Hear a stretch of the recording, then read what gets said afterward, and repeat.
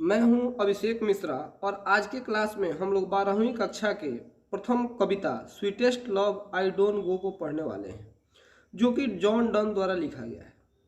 इस video lecture में मैं आपको सबसे पहले कवि परिचय का सारा हिंदी अर्थ बताऊंगा प्रत्येक लाइन का। उसके बाद पूरी कविता के प्रत्येक लाइन का हिंदी अर्थ बताऊंगा। चलिए कविता को शुरू करते हैं। कविता का नाम है sweetest love I don't go. Sweetest love से कवि अपने प्रियतमा को, अपने पत्नी को संबोधित करते हैं। इस कविता को पूरा पढ़ेंगे तो हमें पूरी कहानी का पता चलेगा। पहले कवि का परिचय पढ़ते हैं।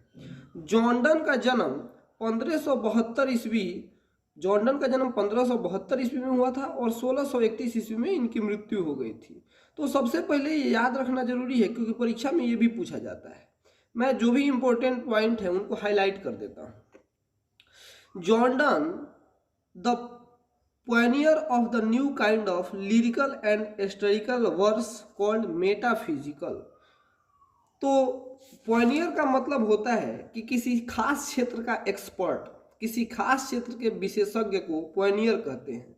तो ये लिरिकल मतलब होता है गीतमय या भावात्मक, गीतमय जो कविताएं गीत की तरह होती हैं। एंड एस्टेरिकल का मतलब होता है आलोचनात्मक। तो जॉन डन गीतमय और आलोचनात्मक कविताओं के मतलब विशेषज्ञ कवि थे। इसे मेटाफिजिकल कहा जाता है। अब मेटाफिजिकल का शब्द, इस शब्द का अर्थ क्या होता है? मेटाफिजिकल कहते हैं कि वैसे कवि जो आध्यात्मिक होते हैं, जो आध्यात्मिक बातें करते हैं, प्रेम की बातें करते हैं। Was born in London into prosperous Roman Catholic family। मतलब इनका जन्म लंदन में हुआ था। ये भी याद कर लीजिएगा, ऑब्जेक्टिव में पूछता है। इनका जन्म लंदन के prosperous Roman Catholic family, prosperous का मतलब है संपन्न, मतलब समृद्ध।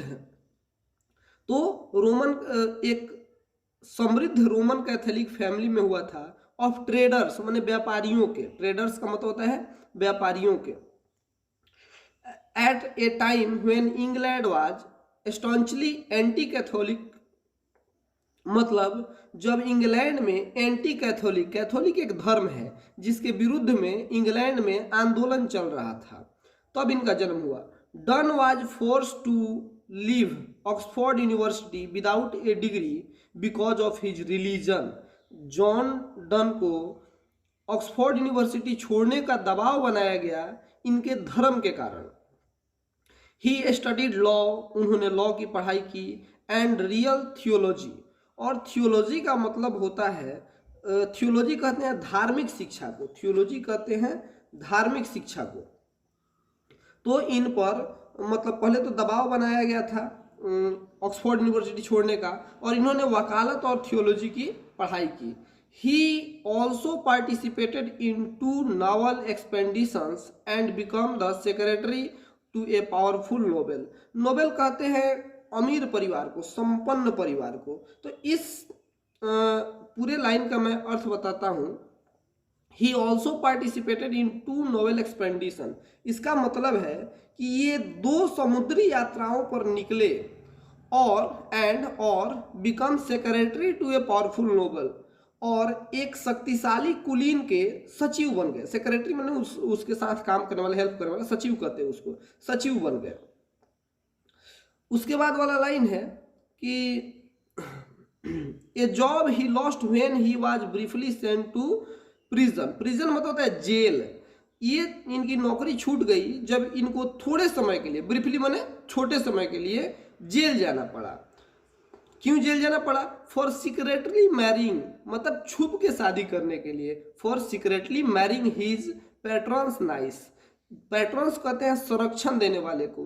तो जिन्होंने इनको संरक्षण दिया था, या कई बार इसको मकान मालिक भी कहा जाता है, तो जिन्होंने इनको संरक्षण दिया था उसकी भतीजी से, नाइस मतलब होता है भतीजी, तो पैट्रॉन्स नाइस मतलब संरक्षण देने वाले की भतीजी से इन्होंने शादी कर ली थी छुप के।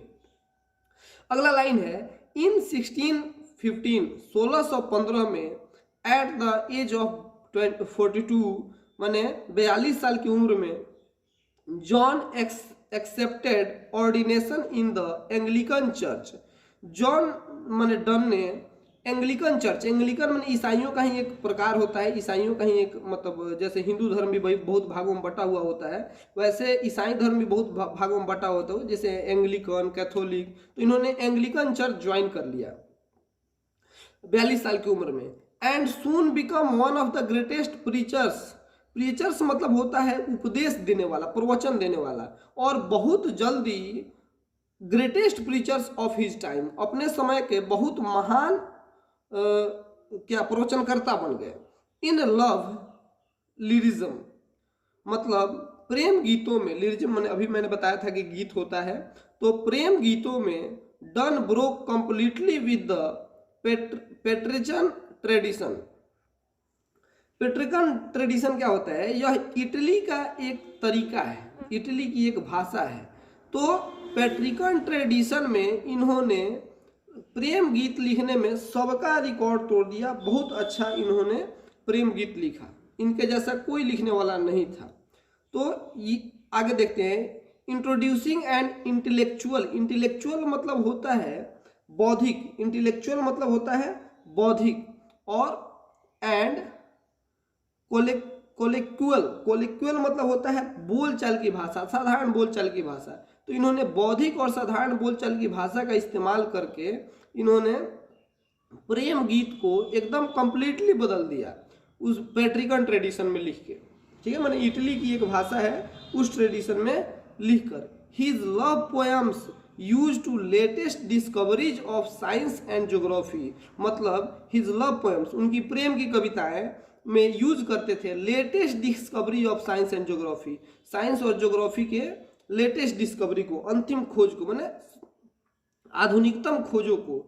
To hammer home a point, hammer home मतलब होता है किसी विषय पर ज्यादा जोर देना, उसको हैमर होम कहते हैं। Hammer home a point and combine passion with verbal and intellectual teaching, मतलब इसका मैं पूरा अर्थ बताता हूँ इस पूरे लाइन का कि his love poems used to latest discoveries of science and geography to hammer home a point and combine passion with the verbal intellectual teaching। इसका अर्थ होगा कि वे अपनी प्रेम कविताओं में विज्ञान और भूगोल की आधुनिकतम खोजों को अपने जोड़ने की कला के कारण, अपने जोड़ने की कला के कारण, कंबाइन पैशन मतलब जोड़ने की कला के कारण स्पष्ट मौखिक और बौद्धिक व्यंग के रूप में प्रयोग करते थे। मतलब ये व्यंग, टीचिंग मतलब होता है चिढ़ाना, तो उसको कविता के अर्थ में हम लोग व्यंग करना कहेंगे, व्यंग करते थे, कभी लोग व्यंग करते हैं किसी चीज पर। अगला है done is well known for his songs and sonnets. देखिए इन सब का अर्थ, ये कविता के प्रकार होते हैं ये सब। तो जॉन डन जाने जाते हैं, वेल नोन माने अच्छे तरीके से जाने जाते हैं, फॉर हिज अपने सॉन्ग्स मतलब गीतों के लिए, सोनेट्स, सोनेट्स कहते हैं 16 लाइन की कविता, तो 16 लाइन की कविताओं के लिए, एस्ट्रेयर्स मतलब होता है व्यंग, अपने व्यंगात्मक भाव के लिए, और इलेगीज मतलब ELEGY, इलेगी मतलब होता है शोक गीत, इलेगी मतलब होता है शोक गीत, तो उसका ये प्लूरल फॉर्म है। एंड सेरेमन्स मतलब जो वैसी कविता है जिसमें उपदेश दिया जाता है, तो उपदेशात्मक कविताओं के लिए भी ये जाने जाते हैं। इन सब का अर्थ मैंने बता दिया। जेन्युइन पोएट्रिक फीलिंग्स, जेन्युइन में होता है कि सामान्य, चाहे मतलब जो वास्तविक जो बातें हैं उनको जेन्युइन कहते हैं। तो वास्तविक कविता की फीलिंग के लिए, भाव के लिए हर्ष मीटर्स, देखिए हर चीज का एक नियम कानून होता है, कायदा होता है। तो कविताओं के जो कायदे होते हैं कि हाँ ऐसे लिखना चाहिए, वैसे लिखना चाहिए, उसको हर्ष मीटर कहते हैं। तो अपने कविताओं के मानक मतलब नियम के लिए strand and we musical, strand का मतलब होता है तनावपूर्ण, स्ट्रैंड का मतलब है तनावपूर्ण, और वी म्यूजिकल का मतलब होता है सनकी। जो लोग मतलब बड़ी एग्रेसिव होते हैं उनको सनकी कहा जाता है। इमेज मतलब इनके कविताओं में तनावपूर्ण और सनकी इमेज होते हैं, माने चित्र होते हैं, ठीक है, पात्र होते हैं। और characterize all his poetry creation, इन सब चीज़ों को इन्होंने अपने सभी कविताओं में शामिल किया है। अब हम पढ़ते हैं इस कविता को। अब आपके कविता का प्रथम लाइन सामने है। पहले हेडिंग है sweetest love I don't go. Sweetest love कवि अपने पत्नी को कहते हैं। तो स्वीटेस्ट लव माने प्रियतमा, आई डोंट गो मतलब डू नॉट गो, मैं नहीं जा रहा हूँ। यहाँ देखिए होगा क्या कि आप कहेंगे सर ये सिंपल प्रेजेंट टेंस का सेंटेंस है और आप इसको रहा हूँ क्यों कह रहे हैं, लेकिन ये कविता का भाव है, इसमें शाब्दिक अर्थ नहीं निकाला जाता, भाव को देखा जाता है कि हाँ कवि क्या कहना चाहते हैं। तो पढ़ते हैं sweetest love I don't go, प्रियतमा मैं नहीं जा रहा हूँ, for weariness of thee, thee का मतलब है यू, यू को दी कहते हैं, और वियरनेस का मतलब है उब कर या थक कर, तो मैं तुमसे उब कर नहीं जा रहा हूँ। कभी कहते हैं स्वीटेस्ट लव आई डोंट गो मतलब प्रियतमा मैं नहीं जा रहा हूँ, फॉर वियरनेस ऑफ दी तुमसे उब कर, नॉर इन द होप, और होप मन होता है आशा करना, ना ही मैं इस आशा में हूँ, द वर्ल्ड कैन शो ये दुनिया मुझे दिखा सकती है, ए फिटर लव फॉर मी मतलब फिटर मतलब होता है कि ज़्यादा उपयुक्त, ज़्यादा अच्छा, मतलब तुमसे ज़्यादा अच्छा प्रेम मेरे लिए, मतलब पूरा अर्थ होगा nor in the hope the world can show, ना ही इस आशा में हूँ कि ये दुनिया दिखाएगी, ए फिटर लव फॉर मी तुमसे ज़्यादा प्रेम मेरे लिए, बट सिंस डैट आई लेकिन लेकिन सिंस मतलब होता है चूँकि, लेकिन चूँकि मैं, डैट आई मैं, लेकिन चूँकि मैं मस्ट डाई एट लास्ट एक दिन मर जाऊंगा। ये डाई का थोड़ा सा स्पेलिंग आपको अलग दिखेगा, पुरानी अंग्रेजी का ये स्पेलिंग है। तो I must die at last मैं अंत में मर जाऊंगा, ये दिस है, दिस बेस्ट इससे अच्छा है। अच्छा इसमें स्पेलिंग अलग अलग इसलिए क्योंकि ये पुराने इंग्लिश का शब्द है, तो इसमें अभी बहुत सारे स्पेलिंग बदल चुके हैं, इसलिए आपको थोड़ा सा अलग मिलेगा, तो मैं उसको समझा दूंगा। दिस बेस्ट इससे अच्छा है, to use myself in jest, jest मतलब होता है मजाक, मैं इसे मजाक में ही समझ जाऊं, किसे, thus by the feigned death to die मतलब मरने के दर्द को, thus by the feigned death to die मरने के दर्द को, मरने के बाद के दर्द को मैं मजाक में ही समझ लूं, क्योंकि मैं मर जाऊंगा तो तुमसे जुदा हो जाऊंगा, तो उस समय तो दर्द होगा हमें बिछड़ने का, तो उस चीज़ को मैं मजाक में ही समझ लेना चाहता हूँ कि हाँ कितना दर्द होगा तुमसे बिछड़ने का। अगला है, अगला दूसरा पैराग्राफ पढ़ते हैं। Yester night the sun went hence, yester night माने पिछले रात, बीते हुए रात, बीते हुए रात को द सन, सन का भी स्पेलिंग गड़बड़ मिलेगा, ये पुराने अंग्रेजी का है। द सन वेंट हेंस मतलब सूर्य चला गया था, and it is here today और आज यहाँ तुम्हारे सामने है। ही हैज नो डिजायर, अब ये हैज का स्पेलिंग देखिए, हैज HAS आज हम लोग कहते हैं। He has no desire nor sense, ना तो उसके पास इच्छा है, डिजायर माने इच्छा, और ना ही सेंस मतलब भावना या दिमाग, उसके पास ना तो इच्छा है और ना ही भावना है, कुछ सोचने की शक्ति है। Nor half so short away, और ना ही कोई छोटा रास्ता है। नॉर हाफ, तो हाफ मतलब होता है आधा, सो शॉर्ट ए वे मतलब शॉर्ट मतलब है छोटा, ना ही उसके पास छोटा रास्ता है, ना तो उसको कोई इच्छा है, ना उसका कोई दिमाग है, और ना ही उसका छोटा रास्ता है। देन फियर, फियर का भी स्पेलिंग अलग होगा, then fear not for me, then fear not me तो तुम मेरे लिए मत डरो, तुम मेरे लिए मत डरो, मेरी चिंता मत करो, बट बिलीव मेरा विश्वास करो, आई शैल मेक मैं स्पीडियर जर्नी मतलब आई शैल मेक स्पीडियर जर्नी मैं इससे तेज यात्रा करूंगा। सिंस माने क्योंकि या चूंकि I take more wings and spurs than he. अब विंग्स, विंग्स मतलब होता है कि पंख कहते हैं विंग्स को, लेकिन यहाँ पे पंख का अर्थ नहीं होगा, यहाँ पे इसका अर्थ होगा कि मेरे पास उससे ज़्यादा उपाय हैं। एंड सपर्स, सपर्स कहते हैं, स्पर्श मतलब संसाधन होता है, तो मेरे पास उससे ज़्यादा तरीके हैं और उससे ज़्यादा संसाधन हैं। इसलिए मैं उसे तेज यात्रा करूंगा। ये अपनी प्रेमिका को समझाते हैं। और अगला थर्ड स्टेंजा पढ़ते हैं। O how feeble is man's power. O feeble का मतलब होता है कमजोर, बेचारा।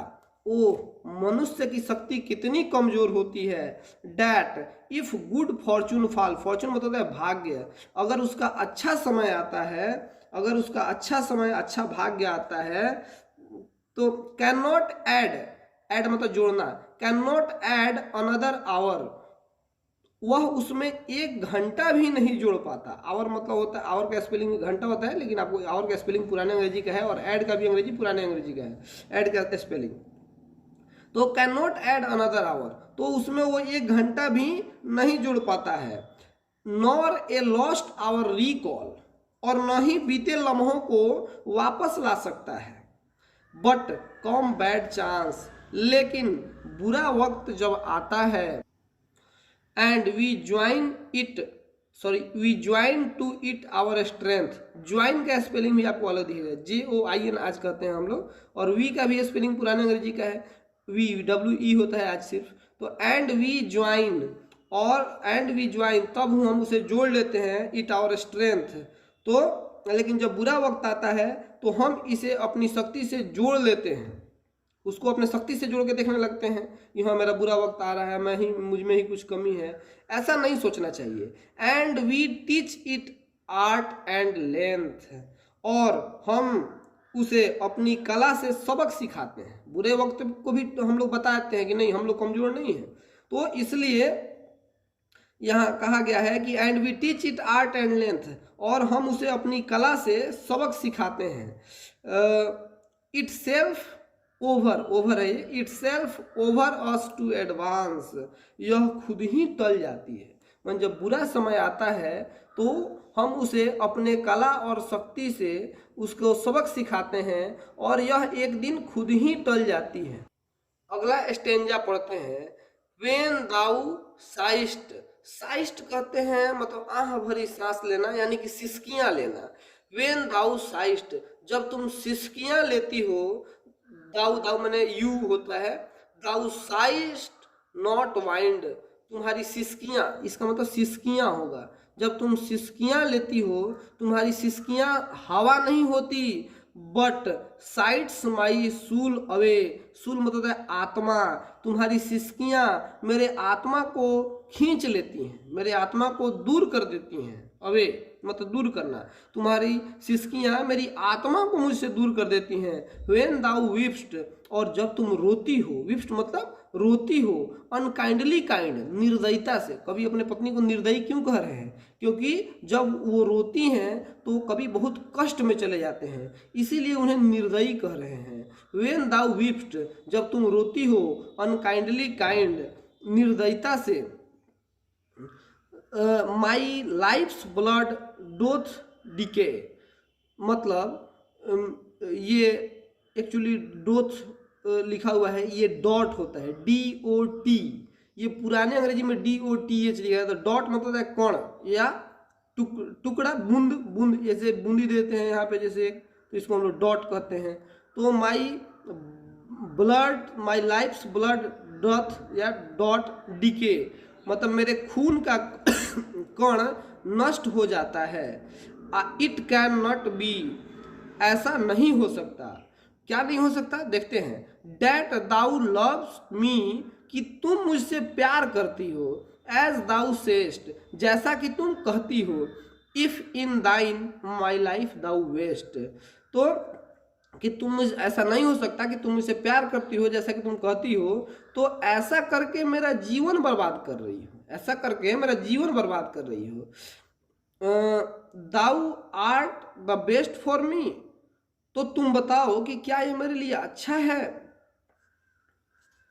Late not divining heart, let not divining heart, इसका मतलब है कि तुम अपने नाजुक दिल को, लेट नॉट डिवाइनिंग हर्ट यहाँ है, लेट नॉट डिवाइनिंग हर्ट, तुम अपने नाजुक दिल को, डिवाइनिंग हर्ट मतलब नाजुक दिल, तो तुम अपने नाजुक दिल को, फॉर थिंक मी एनी इल, मतलब अपने नाजुक दिल को तुम नाराज मत करो, अपने नाजुक दिल को नाराज मत करो मेरे बारे में कुछ बुरा सोच के, तुम अपने अच्छे दिल को नाराज मत करो, मेरे बारे में कुछ गलत सोचने मत दो। डेस्टिनी में टेक दाई पार्ट, भाग्य तुम्हारा साथ दे, and make thy fears fulfil, और तुम्हारा डर सच में बदल जाए। बट थिंक का भी स्पेलिंग अलग होगा, बट थिंक डैट वी, लेकिन सोचो हम लोग, we are but turned aside to sleep, हम लोग साथ सोने में जो करवटें बदलते हैं, टर्न्ड एसाइड मतलब करवटें बदलना, टू स्लीप, स्लीप का भी स्पेलिंग अलग मिलेगा, स्लीप मतलब सोना, जब हम लोग सोने में करवटें बदलते हैं तो हम लोग करवटें बदलते हैं, हम लोग अलग नहीं होते हैं, हम लोग साथ ही रहते हैं, लेकिन करवटें बदलने से जैसे हम लोग अलग नहीं होते। तो they who one another keep alive, वे लोग जो एक दूसरे को जिंदा रखते हैं, मतलब अपने यादों में जिंदा रखते हैं। They who one another keep alive, वे लोग जो एक दूसरे को चाहते हैं वो अपने यादों में जिंदा रखते हैं। नेवर पार्टेड बी, कभी भी जुदा नहीं होते। तो इस प्रकार हमारे इस कविता का पूरा अर्थ पूरा हुआ। अगर कई बार बच्चों को मैं देखता हूं कि लिखने में दिक्कत होती है, हिंदी अर्थ मैंने तो समझा दिया, जैसे उनको लगता है कि सर हम अपने नोट्स में इसको लिखना चाहते हैं, तो मैंने यहाँ पे अपना व्हाट्सअप नंबर दिया हुआ है, आप इस पे मुझे भेजेंगे तो मैं इसका मतलब हिंदी अर्थ पूरे कविता का या उसका क्वेश्चन आंसर इस चैप्टर का, इस पोएम का, और इस पोएम का समरी और जो भी इम्पोर्टेंट क्वेश्चन है ये मैं आपको व्हाट्सएप पे भेज दूंगा। और ये मतलब इसके लिए कोई भी आपको चार्ज देने की आवश्यकता नहीं है, ये बिल्कुल फ्री है। तो थैंक यू, आज के लिए बस इतना ही। आप लोग अच्छे से पढ़ाई करिए।